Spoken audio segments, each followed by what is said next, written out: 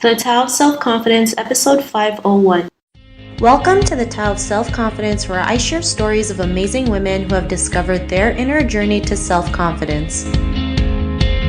Visit our website at thetaoofselfconfidence.com. Your inner journey to self-confidence awaits. Well, hello, friend. Welcome to the Tao of Self-Confidence, where I share stories of amazing women who have discovered their inner journey to self-confidence. I'm your host today, Sheena Yap-Chan, and today I have a phenomenal lady on the show today. She's a banker, an author, and also a speaker, and I'm really excited to have her on and share her story with us today on self-confidence. So without further ado, I'm going to introduce you to Marie Claire Lim Moore. Claire, how are you doing today? Maybe you can fill in a little bit more about yourself to our listeners. Sure. Hello, Sheena. I'm doing very well. Just for a little more background, I've built a career in banking and financial services. I'm also an author of 2 family memoirs, Don't Forget the Soap and Don't Forget the Parsley. I do a lot of speaking, specifically focused on women's leadership and family career balance. Awesome. Well, thanks for sharing that. And Claire, what's your cultural background? So I consider myself Filipino Canadian American. Parents are both from the Philippines. They immigrated to Canada, where I was born. And then as a family, we all moved to New York City in my early teens. So I do consider all places home. Thanks for sharing that. And what'd be your favorite self-confidence quote? So I have, there are quite a few out there. I often find myself asterisks or starring them, in social media. But one that stuck with me since the early part of my career is a quote from Judy Garland, the American kind of actress and singer. And it's always be the first-rate version of yourself instead of a second-rate version of somebody else. So that has especially resonated just because I think everyone is so unique, and often depending on, and it can be what school you go to, what industry you find yourself in, where it's natural to try to conform, to be a certain way. If you consider something, it could be a successful model, say. And I found myself also earlier on trying to, to act, corporate, or to act, however you think you're supposed to be. It was really when I started focusing on just being, the best version of myself, where I found I was able to have the most success. Thanks for sharing that. And, I agree too. I think as women, especially Asian women, we try to compare ourselves to others and try to be someone else when, we can be just our true selves. And the more we can share that, the more people will gravitate to us. So thanks for sharing that. And in your own words, how do you define self-confidence? So my definition of self-confidence is to trust in yourself. And this means your abilities, your judgment, and your values. So just, some background, but, I think growing up, my parents were pretty traditional Filipino, and growing up kind of in Western cultures, there would be, everything small as children, whether, you might be the only kid not allowed to sleep over or, when you're in your teens, my parents were a little stricter, so I wasn't going out, so as much as, some of my other classmates, there are certain things that I think, especially when you're younger, there's a peer pressure element. And I think early on, my parents really instilled in me just a self-confidence to kind of trust in yourself and in your traditions and your values. And I think that's actually taken me very far, whether it's in my professional or personal life. Thanks for sharing that great definition. And, I always believe confidence starts with, just learning to trust and believe in yourself. So that's a great definition that you mentioned. And Claire, what was your life like before your discovery of self-confidence? I think there's more hesitation, before you truly have found self-confidence. And I think because there's hesitation, you do miss a lot of opportunities. And, I think I've probably had a couple rounds of, just injections of self-confidence. But one was, when my family moved to New York City, and I was 12 years old. And so I was coming from a very small kind of suburban place outside of Vancouver, Canada, and small Catholic school. Moving to New York City just was quite a shock. I think those awkward years are tough anyway, and especially when you move to such a fast-paced place like New York City, that did have an impact on my self-confidence or lack thereof. And I found myself, even at a young age, I can really remember just how much I held back. Even, how fewer times I'd put up my hand, to answer something in class or put myself out there. And I think you miss out on a lot. I think I started to, just gain a little bit more self-confidence as I got more comfortable in school. And, certainly that continued. But then I think in my career also early on, I had, a couple of these moments where I was able to, like I mentioned before, but do some self-reflection and just really believe that I could succeed on my own terms. And that would be, just life before doing that was much more cautious and reserved.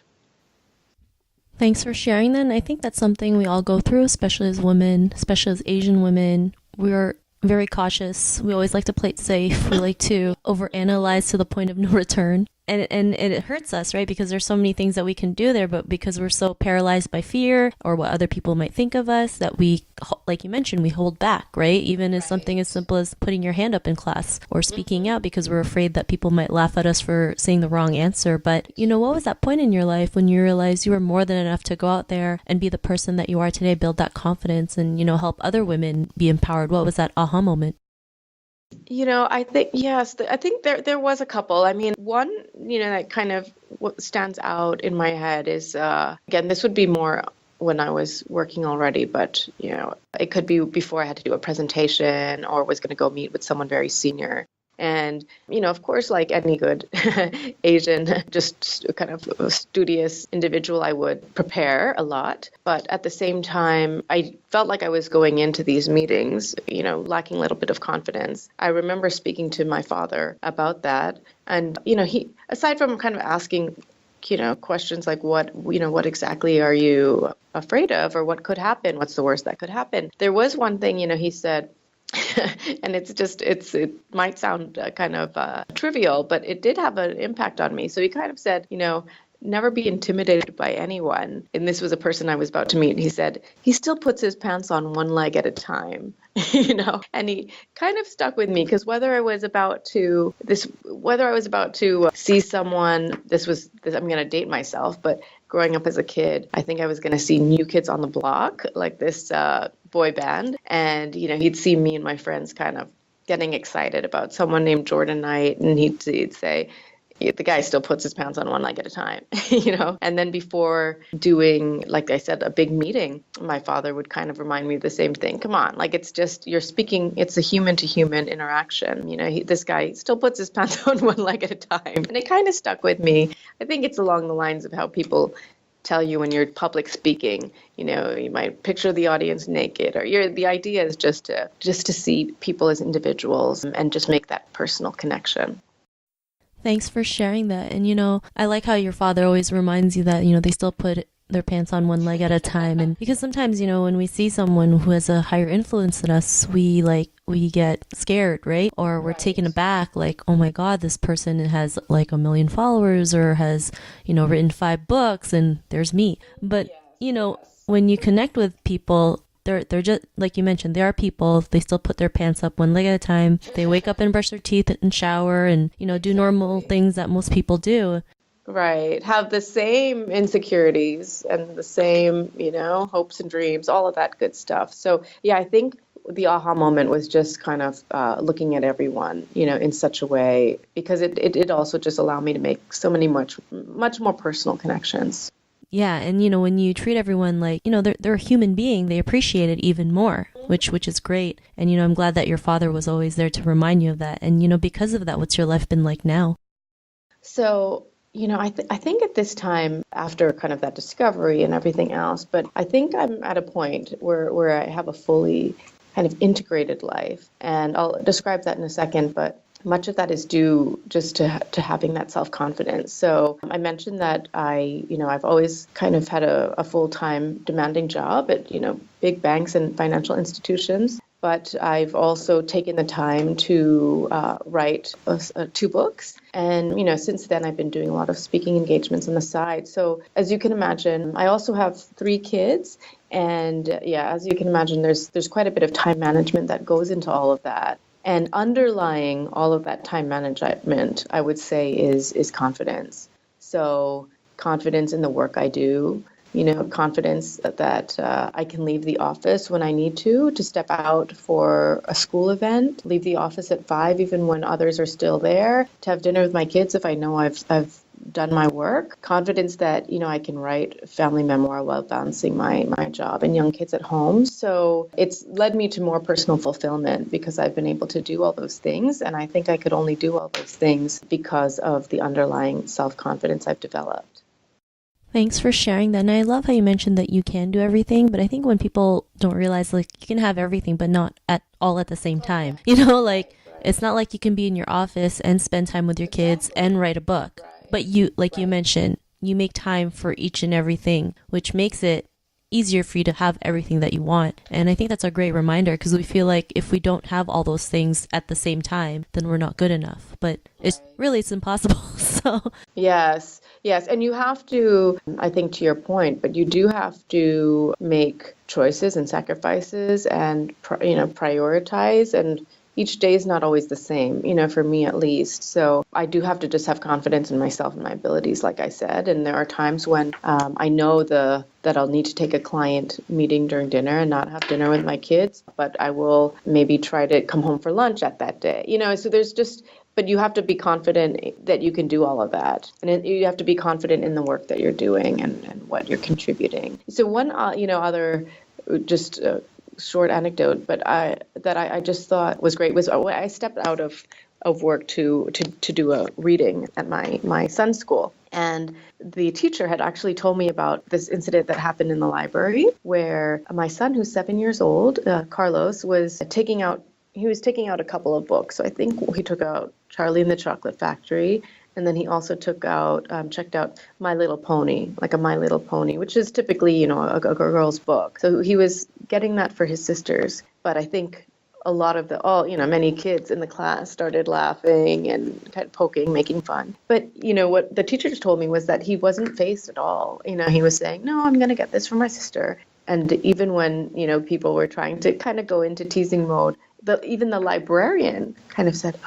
whispered, like, do you want me to help you find another book? And he said, no, it doesn't. And she said, and he said, no, I don't mind that they're teasing me. I'm just getting this for my sister. And it's just a short story, but for me, that was one of as a parent, one of the moments where, I couldn't be prouder just because I think that kind of self-confidence, even if it's something this small, but that will take him through peer pressure. It will help him, personally and professionally. And so small things like that, I think will be a real asset in his life.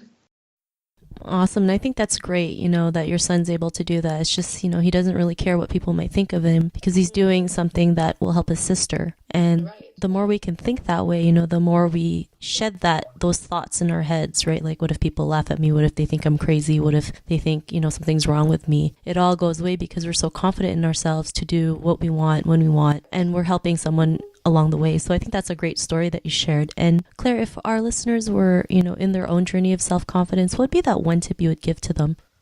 So I think, in addition to that, the earlier, my favorite quote about, be the first-rate version of yourself instead of a second-rate version of somebody else, there is one other thing that I remind myself of, which is that miss 100% of the shots you don't take. And interestingly, this quote is by Wayne Gretzky, right? So your Canadian hockey player, who, of course, this was a sports analogy, and he was applying it to physical shots that you don't take. But yeah, I think that applies to all aspects of life. And it is important, I think, and this is why it's so great you're doing this, Sheena, but because when you develop and build self-confidence, you start hesitating and you stop missing shots. So I think that's just been a great kind of reminder for me that I would pass on to women out there. Thanks for sharing that. And I really love that quote by Wayne Gretzky because it's so true. If we don't take action, then we'll never know, right? We'll just keep thinking, what if? I'd rather know and make the mistake than not know at all. So I really love that you mentioned that. And, if our listeners wanted to get to know a little bit more about you and what you do, check out your books. Is there any links or social media profiles we can connect with? Yeah, so marieclairelimmour.com is my website. And then I can also be found on Instagram at Marie Claire Limmour, LinkedIn Marie Claire Limmour, and then I think on Twitter it's shorter, it's Marie Claire LM. But yeah, I love connecting with people, and social media is such a great tool. So look forward to staying in touch. Awesome. Well, thanks for sharing that. And to our listeners, if you want to connect with Claire, you can also head on over to the taoofselfconfidence.com and search for Claire's name. Her show notes will pop up along with everything else that we talked about. And I just want to thank Claire for taking the time today to share her story and tips with us on self-confidence. So thank you so much. You're very welcome. Thank you, Sheena. Thanks again. And to our listeners, be on the lookout for another new episode of another amazing woman's journey to self-confidence. And we'll talk to you soon. Bye for now. Bye-bye. Thank you for tuning in to another amazing episode of the Tao of Self-Confidence. Get your free self-talk tape for building self-confidence by visiting our website at thetaoofselfconfidence.com. Your inner journey to self-confidence awaits.